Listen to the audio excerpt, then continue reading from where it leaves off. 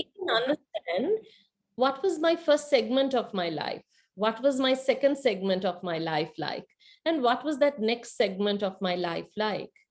And when you visit these segments of your life, you start to recognize that there are common themes that come about, like core strengths that really stand out as you start to revisit this piece of it. Now, this becomes extremely important for us to really start our preparation of a CV or setting in for an interview. And for me, I call this the most important thing, which is to develop self-awareness. So without knowing ourselves, it's very, very challenging for us to brand ourselves out there. So how far do you know yourself? And how far do you really use this to let you step into that process of going into the CV? So if I ask a question, maybe you can put an answer in the chat box. How many of you have really prepared your CV and how many of you have outsourced it? So maybe you can say, if you have prepared, you can give me a yes in the chat box. And if you have given it out, you can just say no, and that would be fine. Let's see what's coming up for us. And okay, I'm sure we have quite a few responses. Beautiful. And this is very, very interesting. And I'm so happy to see that you're all quite taking that boldly to prepare it. And this makes an immense change to the whole process of a CV. The reason I say this is because if I look back, I've been in the whole aspect of recruitment. So the company I run, SmartQuest Private Limited, started 15 years ago, and I've been in the field of recruitment for that long. And we do have a recruitment and headhunting arm, even though my core area of current work is around coaching and training. So one thing I really see is how much of ownership do people really take to that CV, which is what represents them. So I'm really happy to see that most of you actually do take that responsibility. And that's the first step. Now, when we look at the job search process, there's actually 3 core areas. Like one, okay, how do we prep for it? And then how do we really engage in this whole search process? And then how do I really get that closure where I know that, okay, I'm one of the best fits or I'm not? So we all go through these 3 processes. And I'm sure right now we have some people who've gone through the process, some people who are really new to it. So this prepping part becomes really, really important. And I know that some of you are very curious to know about the whole resume and the cover letter and this piece of it. So we will talk about that as we dive in today. So the first part is about really searching the job. And I'm sure by now you all are quite good at this. We have many sources to really search. And these are a few of them which I've just placed in front of you. Something that happens interestingly is when you start the search, if you see this picture, when you open one window, it starts opening many windows. So this search process becomes extremely important in that whole piece of finding your next job. So the minute you probably reach out to some job sites or recruiters, or even like look at the advertisements that are coming up on the paper. And I know now everything is on Top Jobs and a lot of people just go in there because Top Jobs takes the effort to really include all the advertisements that you see in all the papers. So if you want to really get a one stop place, that's a good place because all the advertisements that go in all the newspapers are being included into it by a data entry person in the back end, which means you get all the jobs which are available, and it's a good place for you to really go in there and search. So how do you really use your networks? So the reason I say that it opens windows is because we need to really, when we're searching, we need to give the signal out that we're searching. And you are the one who can do that. So you need to reach out as much as you can.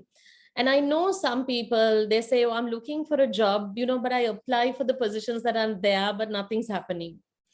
Reaching out is a lot more than that. You need to start talking about what you're looking for. And that really has an impact of getting what you want. So I would say test out different search systems. You may even look at LinkedIn. There's so many posts that go which don't go in the papers at all. You may go into Facebook and go into all the available sites to really understand the jobs. You might need to know your parameters. So this is something that's really important. Like, you don't want to apply for every single job. And I know this is kind of something that happens in the current job market. People apply and they don't even know what they apply for. So I urge you to really look into that job before you apply for it. I understand when it is a very, very challenging market, you are tempted to just go into every job. However, believe me, it's a waste of effort if you just keep tapping like that. You need to understand a little bit before you tap. So I would think, look at what are those key parameters. You might have something that you're looking at in terms of ideal company size, industry, location. I'm not saying set boundaries and limit yourself, but I'm saying have an idea, because that's important, because you don't want to be going into 10 job interviews and understanding that this is not for me. So for this reason, do the pre-work so that you can actually step in to go and deliver that personal brand. Now you get 3 opportunities to really put yourself in front there. And one of it is the job application process, which means you represent yourself on a paper. And that paper has to really speak up for you. The second one is your online presence. Now, this is extremely important these days. And when I say online presence, it's just not LinkedIn, because believe me, all employers, they go and check Facebook and everything else. So if you're searching a job, you want to maintain your profile in a way that your recruiter is going to be interested about you. So this is something that you might want to think about. And then comes the elevator pitch. Now I call it the elevator pitch, not because you need to really do up a speech there, but because you get a very little time to make an impact. And if you don't make that impact, you might lose out on that opportunity. So we will go a little bit more in depth into these areas, and let's see what comes up for all of us. So your brand goes on a paper. So what are the best practices when we look at a resume? So I've just drawn out a few resume formats which might support you, but believe me, there's so much out there if you really want to look. The core things about it is, when a recruiter looks at a CV, they want to know your identity. And it's very, very important to put your contact details right at the top, whether it's your email or phone number or whatever it is, because recruiters don't waste time trying to look for your contact details and finding where it is. So you need to really put it out there so that they can see it. And then you need to give out a summary of what really is your objective in life, at least for the next 5 years. And then you might put out some highlights about your life so far. And when I say highlights, these are like those key significant achievements you've had. You don't have to be working in a company for this to happen. It can be leadership positions. It can be like, places where you've really made an impact as a person. So these are things that you would put in as highlights. And then goes the experience. If you do have experience, then yes, you would put that in. And thereafter, you would go with your education, your certification. So ideally, in your education, the first thing is put your professional qualifications first, and then you move into your academic qualifications. And thereafter, you can bring in any memberships, certifications. If you're really new, it's important for you to put your school. In the Sri Lankan job market context, this is really important. The school does speak. So I'm telling you, that is one thing a lot of companies look at. So put the name of your school. I would say don't go into details about your results and all of that, unless otherwise that's your beginning. So if you don't have any professional qualifications, then it's okay to put your advanced level results. But I would say you don't really need to go into a lot of those details. Keep those most recent top core key things. So advanced level results on its own, and then just in brackets, you can just put your results. You don't need to list the subjects and all of that. So it's important to keep your CV succinct. Reason being, recruiters get so many CVs. They're swarmed with CVs and your CV has to stand out. So what will make it stand out is by really keeping it succinct and use powerful communication in that. So this is something I want to highlight. And obviously, don't make it too dynamic and vibrant. Keep the colors very professional. I've just put down like, what it might look like. So it's important that you have a lot of white background in a reader's eye when it comes to a CV. I will probably show you like a real CV also. I'll pull it up in a little while, but let's see. So this is a CV that is a one-pager. Now, when it comes to you, because y'all are pretty much into, like, you're still getting into that professional context, I would say you can keep it up to a two-pager, which means 2 A4 pages, right? But ideally, when we are looking at very senior positions, we only look for a one-pager because we don't want all the details. We know if he's worked for 10 years in a company, that says the title will say a lot. We don't need to know the duties and responsibilities so much. But if you worked only in one place and you have just one company's experience, it's interesting and it will be useful to put some of the key activities that you have carried out there. So a sample of it is what you see here, like planned and oversaw marketing campaigns for neighboring events. So you will actually put like a few core activities there that highlight your performance. So this is giving you a little bit of a gist on the CV itself. And I'm going to move into the cover letter perspective. So when we look at the cover letter, now this will vary from person to person, job to job, but I'm just giving you some brief outlines. So yes, you know that you will want to put the subject. You will have a greeting and an introduction, which actually says a little bit about you. And you're capturing the job in that. So this is why we want this introduction to really make it interesting, that they are understanding, oh, this is why this person will suit this job. And then you go into the main body to really talk about your abilities, whatever they may be, if it's work experience and responsibilities, or if it is your academic performance and extracurricular part of it. Then you go into your relevant experience in terms of your career goals. So now you are making a choice that you're going to step into the industry of finance. As a result, you're going to talk about, okay, so with this, I've taken up these things and I have this kind of experience in this finance industry, or I've just, headed a finance position in one of the committees, and this is the kind of exposure I had, and I'm really looking forward to collaborate with a team to support an organization in that way. And then you go into your conclusion. In the conclusion, you're really closing and talking about the fact that you would acknowledge and accept any opportunity for an interview, and that you're delighted to expand more on any duties or responsibilities that they want to speak about any further. And then you sign off with your attachment of the resume. So when it's in a very early stage, because we have a multitude of people here, if you're in a very early stage, it might be important to put your referees. And in Sri Lanka, referees play a big role.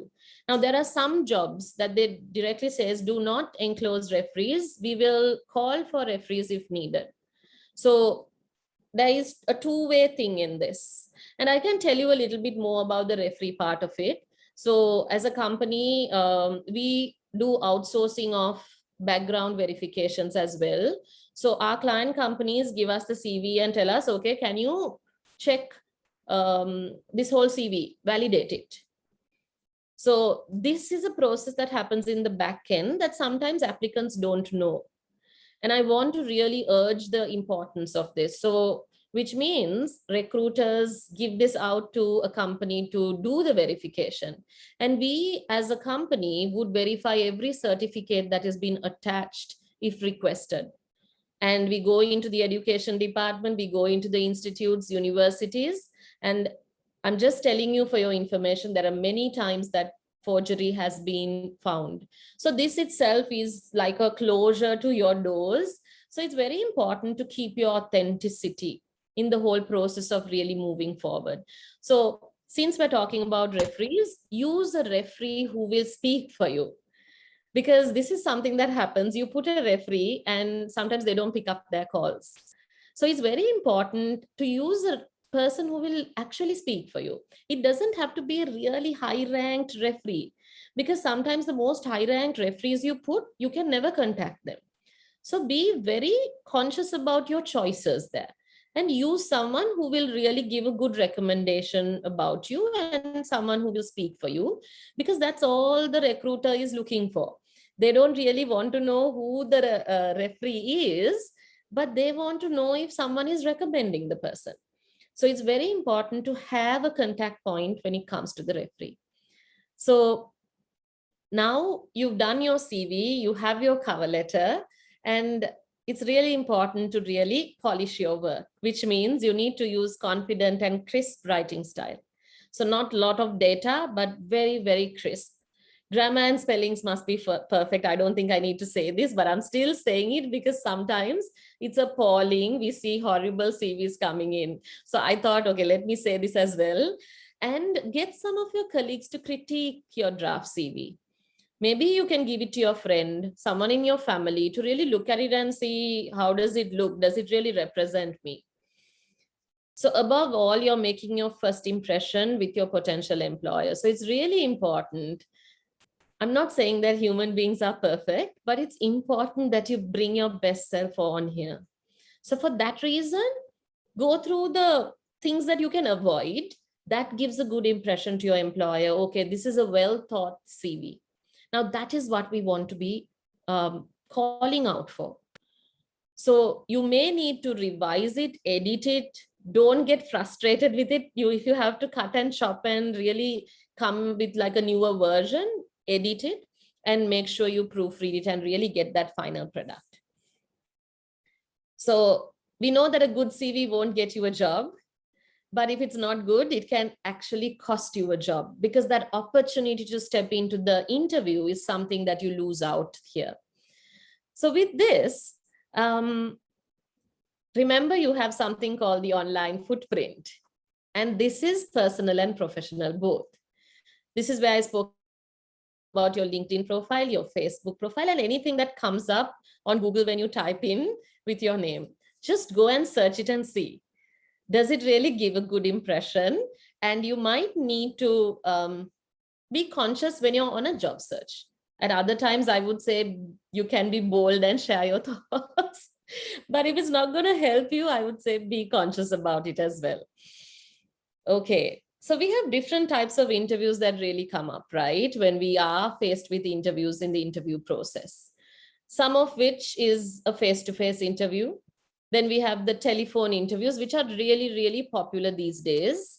And then we have the virtual interviews, which happen so much now. So that face-to-face interview has completely converted to a virtual interview, and we'll talk about that. And then there's something called assessment centers. Let me just ask quickly, how many of you have faced an assessment center at any point in your life? If there is anyone who has, just give me a thumbs up or a yes. That would be really helpful. I think a yes would be helpful on the chat box, because I may not see the thumbs up. Okay. Okay, so we have one, which is great. Okay, we have a few coming in. That's great. So for those of you who haven't faced an assessment center, actually you are lucky if you do get an assessment center, because you can really show yourself out. But in a face-to-face interview, you have 15 minutes, you have to make an impact, and that's all you get. But if it's an assessment center, there are many assessments that will happen. There's a presentation, there's an interview, then there's actually like an activity where you would do like a team game. So lots of things that happen, sometimes within a 3-hour period, sometimes even within the whole day. So there are organizations, especially if it's like an MT, management trainee kind of position, assessment centers are really commonly used, which means you need to know about it a little bit before you go in there. And lots of organizations these days use other selection tests like psychometric assessments and things like that. So there are some assessments that you can try online, but something we use in Colombo is the GINOS selection assessment. It touches on emotional intelligence, and a lot of organizations use that. It's a very simple assessment. All you need to know is, as a candidate, be honest and authentic. Then everything else is sorted. But a lot of the times people try to fake it to make it. But believe me, when you fake it in this process, it doesn't work. Right. So for that reason, I would say be honest and authentic all throughout the process. And this becomes extremely important. Okay. So I'm just continuing. Sanjay, if you think we need to pause anywhere for any questions, just let me know. If not, I will just move on. Sure. Yeah. Okay. So we've looked at the types of interviews and okay, I like to ask a question. Maybe we'll do this on Menti again. So if I ask you all to just think, we all have relationships with different events, right? So if you take this whole process of facing an interview, right? I'm sure that you have a relationship with this process of facing an interview as well. So if I ask you to explain your relationship of facing an interview, right, in one word, and I'm going to type again a link on Menti, and let's see what comes up. So when you go in there, it will ask you the question,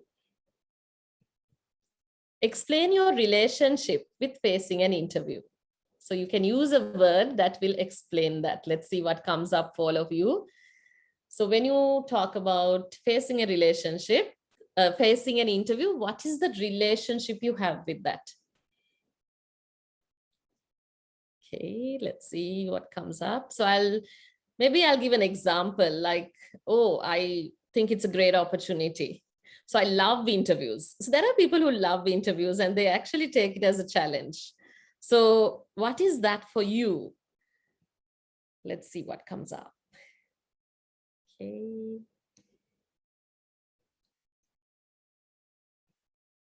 And this, okay, beautiful. Yeah. Yeah, and this is very common and there's nothing wrong with this. So we know that sometimes the relationship we have with an interview is a little stressful. We could feel a little anxious about it. Sometimes it could be a tough experience. And some people love the engagement and the chats and, getting to meet these people on the panels. So you will have different experiences that really come up. Now, this is really important for you to understand what is the experience you have about facing an interview. And why do I say that? Because when you know the relationship you have, it becomes extremely easier to deal with it, which means if you're anxious and stressed, you need to accept that feeling and let it really come and go. If not, you will really go nuts with your anxiousness and that will show up in your interview. Now, this we call emotional intelligence. So you need to recognize your emotions. Accept your emotion. Okay, I'm feeling a little stressed. What will help me here? Maybe a little preparation will really support you. So you need to understand what is the signal your body is giving you and let your body understand it and work with it rather than fight it. So the best example I can give you is if you take a plastic ball and you throw it under the water or push it under the water, you know what happens, right? Yeah. So you take a plastic ball and you push it under the water. At the time you least expect it, it just jumps up, splashing water. That's exactly what your emotions can do for you, even in the process of your interview. So isn't it better to be prepared than let that water splash all over the place where you're supposed to really make an impact? So when you're going in for that interview, it's important for you to research your employer. It is important for you to research your role. Then maybe a little bit about the interview panel. And also what type of questions do they ask? And a very common type of question is called behavioral questions. And all companies use this to assess the candidate.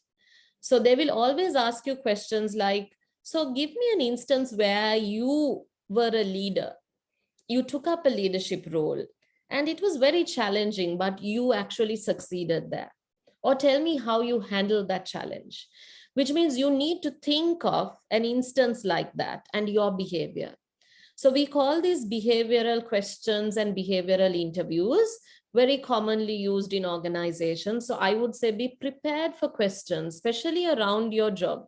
So if your job is like a programming job, then you need to look at that job role and see, okay, what kind of behaviors will they ask me questions on? The very common generic questions are there, which you know, like tell me something about yourself, tell me something significant that happened in your life. Those are there, but the behavioral questions are very, very specific, which means you need to first tell them, oh, this is the incident that happened. This is the challenge that I faced. This is how I handled it. And this was the result.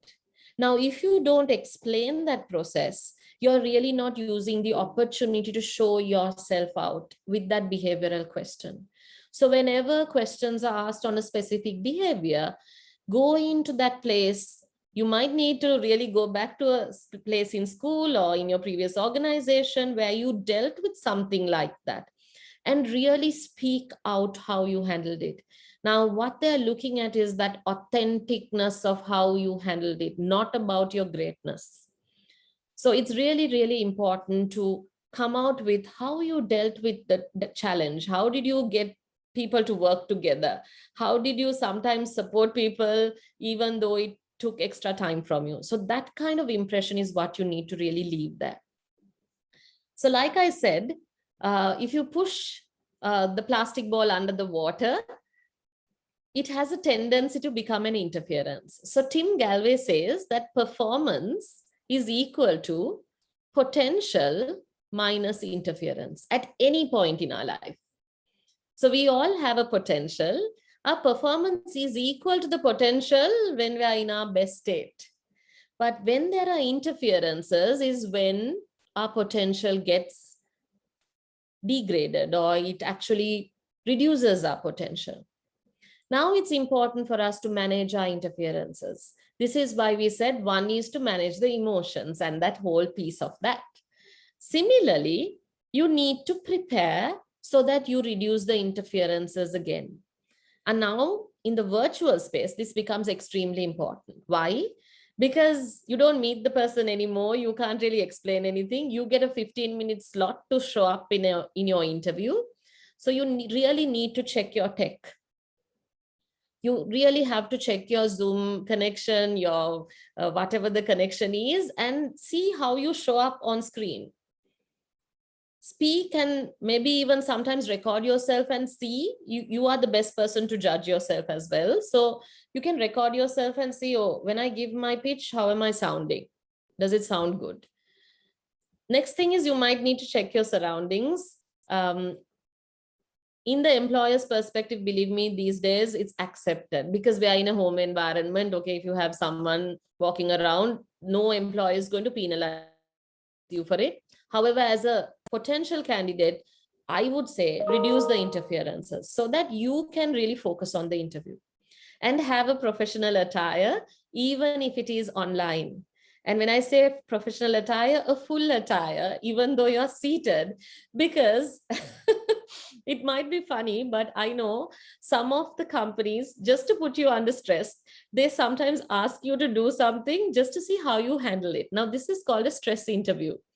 Now, do you want to be prepared that you're not wearing like, your pajamas shorts with, polka dots on it, but to really be dressed fully professionally. So don't take a chance. It's going to be 15 minutes. And I would say just be prepared for whatever is there out there. Then comes your body language. So make sure to take time to see how you come out in camera. Try to really eliminate any fidgeting. And I know a lot of people have issues with pens. So if you're someone who loves to take a pen and fidget around, please don't keep a pen in front of you because you might be listening to your employer half the time. So you don't want to be really doing that. And your posture is important, especially in the virtual space. Now, if I ask all of you to come on camera, right, I'm sure you will see we all will be in different postures. Sometimes you see half of the person, sometimes you see only the head. So on a virtual space, this becomes extremely important. So how do you position yourself And there's a lot you can do on Zoom to make it all look good. So I would say go out there and do that, right? I'm not saying portray something which is not you, but you can very easily use a background, do many things that will help you. Then comes the enthusiasm that you hold throughout the interview. So this is where emotions come into play again. We want you to really connect with that person, which means you have to be enthusiastic about that. Even if you're going through your 10th interview in the month, just because you're so desperate to find a job, how do you be enthusiastic that, okay, this is going to be that game changer for me? So that becomes extremely important. And like I told you, we don't see ourselves, right? Do you think we see ourselves? We don't, right? The only way we see ourselves is when we go and stand in front of a mirror, which means you might need to do that and actually see yourself when you're speaking, because that will give you good feedback. Oh, I look a little glum and moody, or I am really, chirpy, and they'll feel like my energy is there. So you need to check that and see. It's very important to do that. Feedback is the best way for us to improve. So I would say just go out there and see what you can do to make an impact. So you have probably a very little time, and I just brought the 6-second rule here to make an impression. And generally, a person who's listening to you will focus on the first minute, which means you get 60 seconds to make an impact with whoever your next employee is going to be. So if that is the case, isn't it important for us to know what exactly we want to say? And believe me, 60 seconds is a lot of time. You can really say quite a bit in 60 seconds. So I've just tried to break down a 60-second to tell you what might be useful for you to speak about in that 60 seconds. So you don't want to go all over the place, but you want to be able to give a pitch that will enable the person to really understand who you are. To do that, you might need to practice your pitch a few times, because it's like, okay, you get one appearance, and in that appearance, you have to make it succinct and actually make an impact there. So how do you introduce yourself? How do you explain who you are and what you do right now? How do you get their attention with a statement? It can be a quote, it can be a slogan, it can be a strong belief you hold. I believe that being authentic is really important for me. So I'm not sure what that is. It has to come from you. But use some kind of statement that will help to really grasp their attention and show your true self through that statement. Now, this is like that statement that really calls out for you. Discuss and also know what is your unique selling point. So we all are unique. That's something we need to really understand. And our employer doesn't really expect rocket science from you, because they know, okay, this is the kind of person and this is the kind of role. It's just a matter of matching the person to the role and to the organization, which means we don't really need to portray something which is heavenly. We just need to portray humanness. Now that is really important. And the more human you are, the more they connect with you. You can share some of your accomplishments and communicate your goal, what you really want to do. Now, companies are really, really curious about this. And that in a generation where we have a lot of Gen Xers and millennials coming into the workplace, believe me, employers already know that majority wants to have their own company, right? So that's the reality of Gen X and millennials in the future. But when you want to go into a job, it's important for you to see the next, if it's the next 5 years that you're going to be working, it's important to see that and communicate to your employer that clearly. But sometimes when we're not clear, we try to communicate our end goal, which is going to happen in 10 years, not really right now. And then you confuse the employer that you want to start something of your own right now. but you need to communicate what is that next 5 years like for you, so that they are clear that, okay, the next 5 years, this person is going to be looking at something like this. So it's good to be ambitious and visionary. However, when you communicate to your employers, they always will look at the next 3 years or the 5 years, because we know that 10 years are really short now in the current job market. That is the reality. So I would say focus on the 5 years and stay with the 5-year plan when you're doing your elevator pitch. That will really help clarity. With that, yes, comes the part of building rapport. And I'm sure all of you are pretty confident and you do an amazing job in building rapport and having conversations. That's something I really acknowledge in the current generation. So be open and have a conversation. If you're someone who feels anxious, manage your emotions and see how do you really have a conversation. Now, it's important to know what not to speak. So I would say, please do not bring politics, right? Talk about something current. It can be as simple as the weather. It can be as simple as work from home, something that is not going to really bring in conflict in a discussion. You might talk about what's unique about you. You might pay attention to their expressions, and the bottom line, be authentic. That will really build rapport. So what does a company expect from you? Yeah. One key thing is they want to know, what do you know about the company?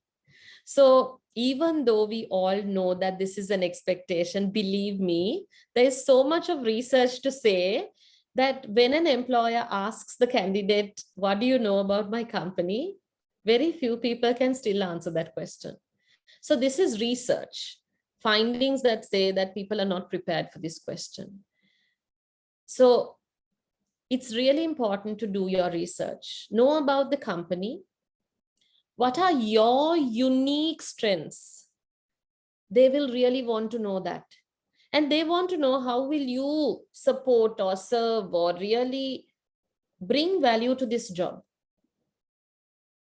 And they also want to know your attitude and authenticity. So we have lots of evidence to say that companies don't recruit for the skill only. They mainly recruit for the attitude.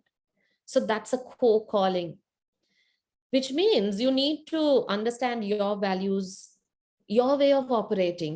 We all have a mindset, right, of how we operate. Recognize that mindset. That is why in the very beginning I said the most important thing for you will be to really create self-awareness. Who am I really? And how do I show myself out there? Not how do I get someone else to prepare CV for myself to really show me like there's no other person who's better than me, but how do I show myself through this CV? Now that becomes extremely important.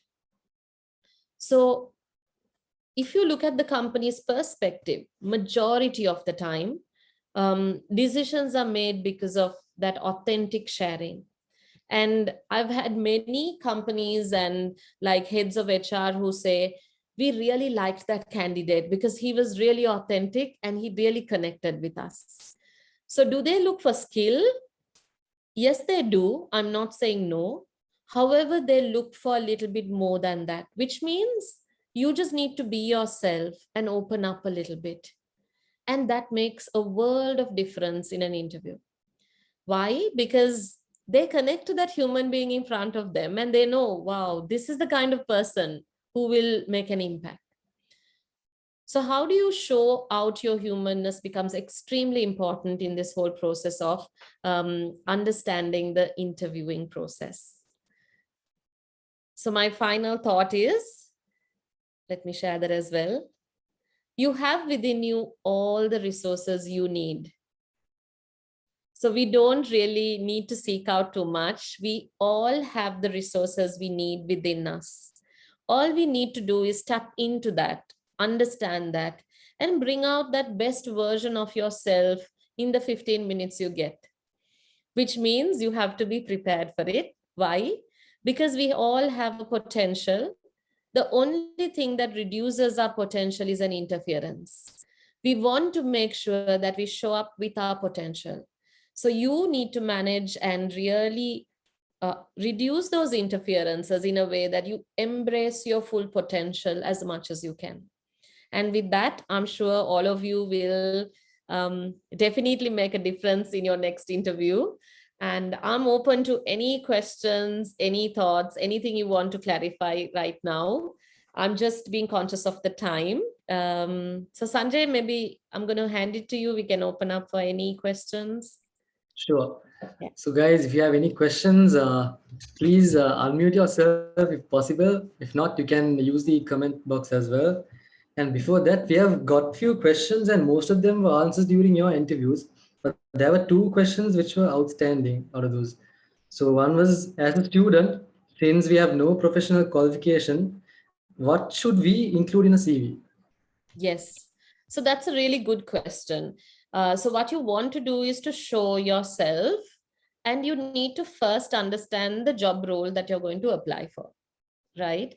Then you recognize, okay, what are the key competencies that I need to show? Because every job will have some competencies. So they will say teamwork needs to be there, or they will say needs to take an initiative all the time, or needs to manage time and tasks or whatever. So you pitch into those skills. So this is where I said you bring in your leadership positions. If you've been in leadership positions in committees, you've been in leadership positions in your school, those are key things that you would bring in.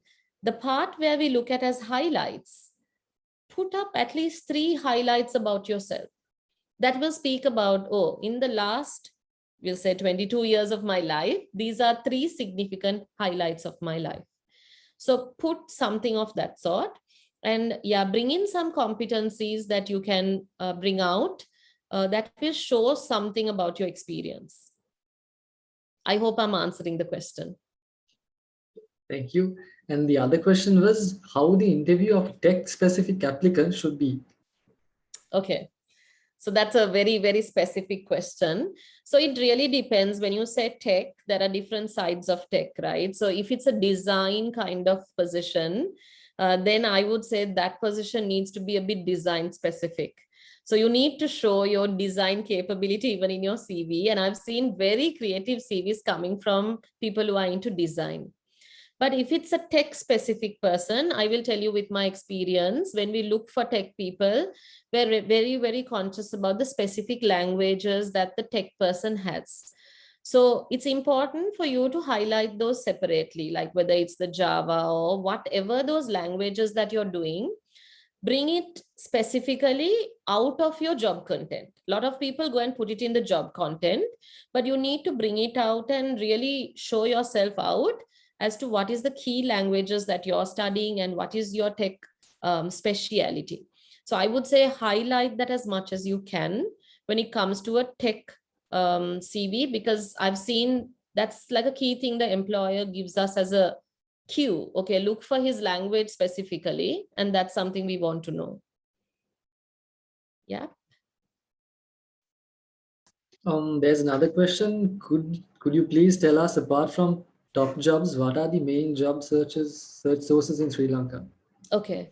So I think there are many, like there are, so a few of them is what I actually shared before. So there is ikman.lk, then there is Ikman jobs, sorry, then top jobs, then there is other sources like foreign ones also. We have Mafoy here. Then you have lot of private companies who have their own recruitment sites as well. So I would say if you go into like jobs in Sri Lanka or jobs, let me just put up that slide as well. So you will probably be able to go into a few of the Sri Lankan ones as well as even foreign ones, depending on what you're looking for. So top jobs, express jobs, career first, job pals, my jobs, Ikman. Other than this, there are specific company sites and the foreign ones, which is like I called out, Mafoy is one of them. Yeah.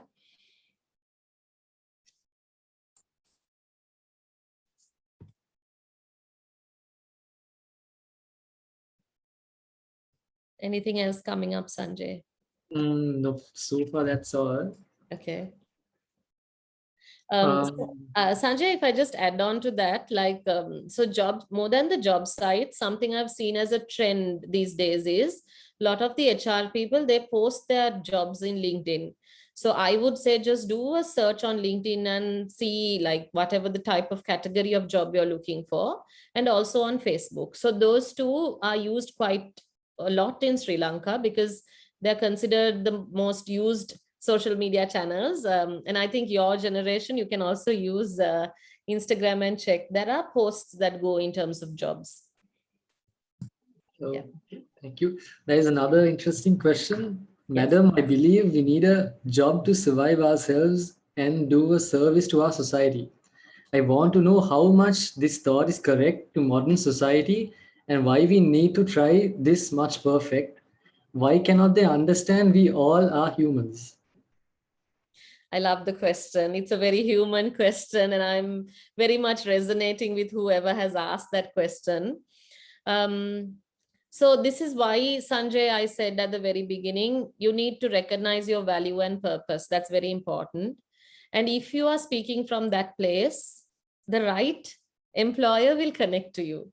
So it's extremely important not to give up. If that is the kind of, big vision you have, and I'm sure whoever is speaking here, I sense that there is a big vision, and I would only motivate you to hold that vision and keep searching. You will find the right employer, and that is the day that you'll feel like, oh, now I can live my life. So that's the kind of message I would give.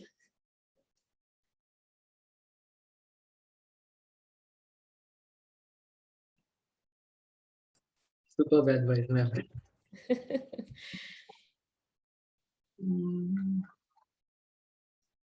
There is another question. When Yes. applying for a job, is the educational qualification most important, or different people could have different talents? What's most important? It really depends on the job. And in today's context, education is something everyone has, right? So if you look at our job market, we have a highly educated job market. Everybody has a degree. It's not like when we look at 8 years ago or so. Right now, most of the candidates who come in for like a executive role would have a degree. So does other things matter? It matters very much. Most of the time I see recruiters looking at sports, extracurricular, leadership you've taken, how you work with teams. So the interpersonal relationships and how you have grown, that is really, really important. Why? Because a lot of companies struggle when people come in, they can't work with a team. They're really good individually, but they can't work in a team. So if you have like really been engaged in team kind of activity and things like that, those will really stand out, and you need to incorporate those into your CV. So it's extremely important. Yeah. Interesting questions, and I love the questions. There is another question. Madam, what are the most important soft skills we need to improve? Okay. I would say first, your self-awareness and your emotional intelligence. It's more like a human competency. Start from there. Other skills, like how you present yourself, how do you communicate, how do you build rapport, how do you create some kind of conversation which is meaningful with someone. Now these things become important, and I'm sure all the other parts of soft skills you learned through different ways, right? And I'm sure that we have Rotaractors here mostly, and I'm sure you are really focusing on your soft skills in many angles. What I see is, the first thing is you need to manage yourself. The more you do that, other soft skills you will really start to ingrain very easily. So yeah, how you communicate really, really matters when it comes to especially going in for that job interview. Yep. There's another question. What kind of job suits for a school leaver after A levels? Just after A levels, I would say take whatever comes. Because The reason I say that is because if you're searching, I would say choose a good organization that will give you a good experience. Because the first 2 years you can explore. There's nothing wrong with that. Sometimes I know a lot of people, they don't even know what they want to do sometimes. And I'm not saying that's the ideal place, but I would say take a job that will give you experience, because experience really matters. So even if the company says they're just going to give you an allowance, if you have the financial capability, I would say grab the experience. The first 2 years is like something that gives you a leverage for your career all throughout. So pick a good company, get good experience. I would say take any entry positions that's out there after A levels, means you are looking for experience, right? So that's the kind of approach I would recommend. Yeah. So I think okay, there is another question. Is A levels or a degree more valuable? These days, most do degrees in private universities. So, what is more suitable? That's a very tough question to answer, Sanjay, especially where we are right now. I would have answered this differently before the pandemic. But knowing that very little happens in schools right now, I am forced to say, if you're in that last year, go for the degree, because we don't know when A levels are going to be, but you can really take the next step and start your degree and complete it. So this is a sad situation, because I know most of the universities that offer degrees, they are doing the curriculum and enabling people to pass out. But if you're going to wait for another year and a half for your A level, thinking it will, so yes, there is a bit of sensitivity there right now. But if I answered this question maybe before the pandemic, I would say A levels gives you such a depth. It helps you to grow as a human being with people. And that's very, very different. But right now you're stuck at home, no connection with anyone. So I can't really answer that in a very diplomatic way, Sanjay. I can't be authentic to say don't take the degree. It's a paradox right now. So if I had somebody who was like in that last year of A levels, I would say if you have the opportunity, go for the degree and complete it. That's the kind of view I have right now. I may be right or wrong. Yeah. Hard question indeed. There is another interesting question.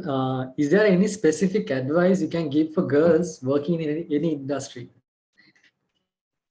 Be confident, show up as a human being. It really doesn't matter whether you're a girl or a boy. This is something I strongly tell people.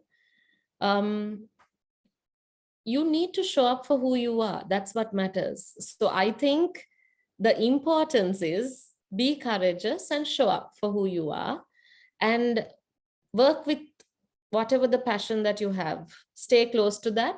And I would say just move forward. Like I see a lot of girls taking a step back, thinking, oh, should I do this kind of thing? So I would say be courageous. Consider yourself as a human being, whether it's a girl or a boy, you're just being human, and show up for who you are. So that's my advice. We'll take one last question. There's Yeah. another.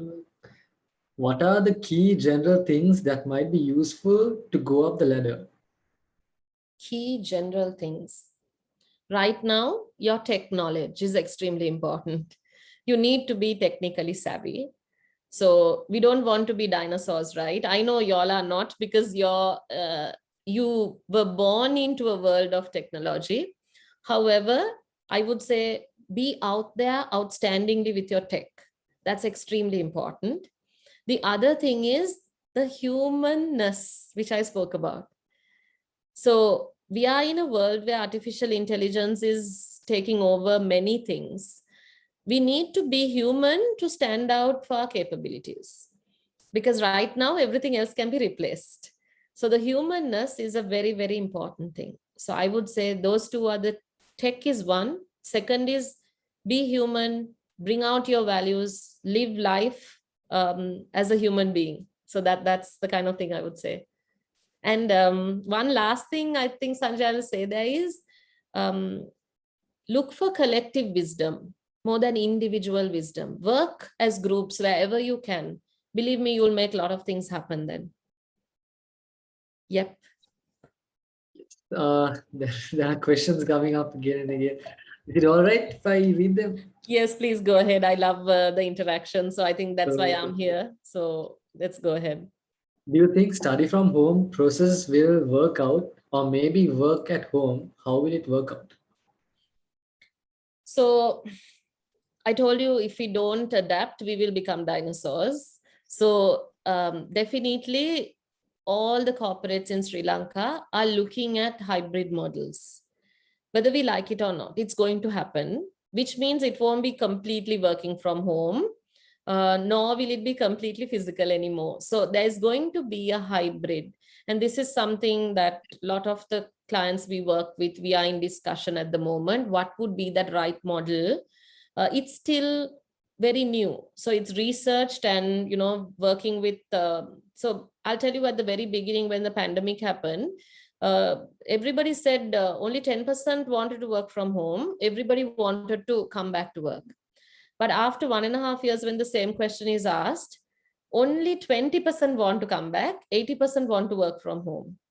So this is the dilemma that corporations are going to be faced with. So yeah, this is what you will face in the future as well.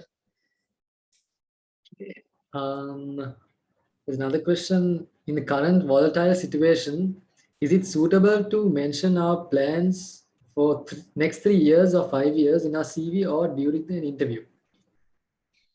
Okay, so I'll answer the question like this. The situation is volatile anyway, right?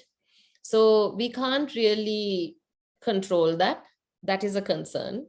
But what is my circle of influence? I want to go in for whatever the job available right now that will fit me. And how long do I want to commit to that is the kind of thing you will look at right now. And companies know that that's not going to be the same forever, right? If circumstances change, it will change. However, it's important to give clarity when you're sharing, but not to be confused in your answer. So you need to be clear. You need to understand, okay, if I'm taking up this job, I want to be in this job for at least the next 2 years. And I think if you can commit for at least a 2 to 3 year, any company would be quite open to that. I'll also give you another side to it. Most of the multinationals working in Sri Lanka are ready to look for gig workers, which means even if you say that, okay, I'm really thinking of 1 year for sure, for some companies, they will be happy with that. So it depends on the company. You have to do research. You have to understand what kind of work culture they have. So if I take companies like, there are a few MNCs in Sri Lanka who already look at gig workers. So there are people who come and plug and play 2 days of the week. They don't really look for like full timers because it's costly for them. So I would say it's a very, very if kind of question. You'll need to look at the company and recognize how you should be answering your employer. Wonderful. There's another question. Do you think it's good to change career path at this time? Is it good to leave a job at these days without another job in hand, given the situation? No, please don't leave. So this is my honest answer. If I am advising you, I would say don't leave without a job, not now. Because unless otherwise, you want to explore a different path and, do something of your own, then it's a different thing. But if you want another job, it's important for you to wait for that next job to leave. It's not going to be a very easy market to find a job. So I would say, no, don't leave. There is a person wants to, is there any other possible way that I can consult you? Sorry, I didn't get that. Is there any possible way that we can consult you? Of course you can. If it's okay, I can. This is something I can do, Sanjay. Like today's slides, I can actually share it on a PDF format. So my contact details will be there at the end also. if it's needed. So actually, I didn't really put up the details due to ethics, because I know this is a committee and I don't want to be advertising my organization. But you can search me on LinkedIn, Facebook, Andrea Jayathilleka, and connect with me. I'm more than happy to support you. If there is anyone who needs, yeah, putting my number is a little challenging, because then I have to really stay in touch with everyone who approaches me on phone, which is a bit challenging for me. So I'll leave Understand. the social media channels open. There's another career related question. How to choose a correct career path? Mhm. The word correct is a is the starting point, I think. So I would change that word, because what is correct is something that I don't think we can find that in life. Maybe our education system taught us right and wrong, but life is a little different, right? You need to explore to find out what is it for you. And to do that, there are a few things you have to match. One, you have to recognize who are you really and what is your interest.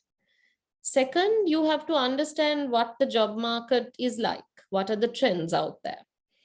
Now, how do I match myself into the job market?